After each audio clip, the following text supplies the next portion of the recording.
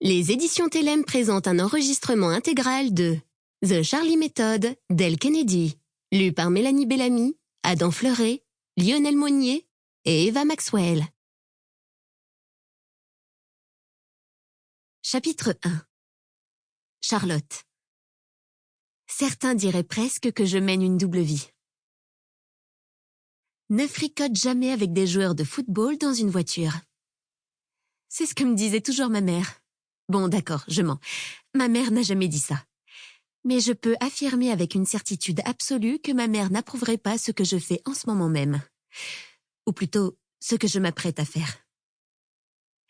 Isaac Grant mesure 2 mètres, une véritable armoire à glace, et il tient à peine sur le siège avant de sa voiture. C'est une voiture de sport, bien sûr. Une Porsche 911 argentée coupée devant laquelle je me suis léché les babines quand je l'ai vue garée dans le parking derrière le club du 3e âge de Hastings. Cette voiture est tellement sexy que j'en ai des frissons. Ou peut-être que c'est Isaac qui me fait frémir alors que sa langue explore ma bouche et taquine la mienne avec d'habiles caresses. Il embrasse bien.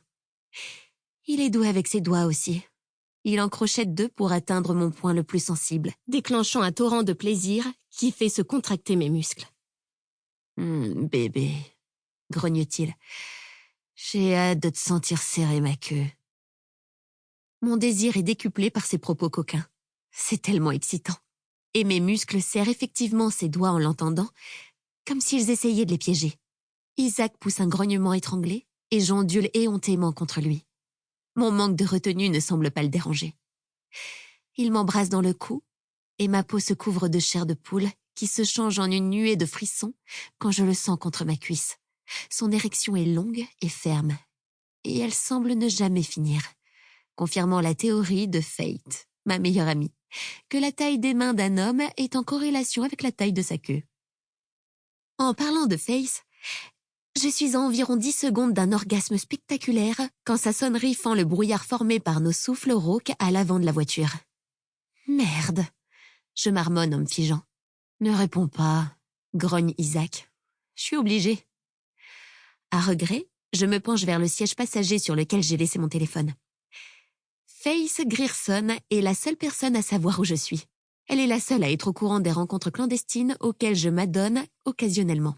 Certes, j'aurais pu voir Isaac ce soir sans le dire à personne, m'épargnant ainsi les douces moqueries auxquelles j'aurai droit plus tard.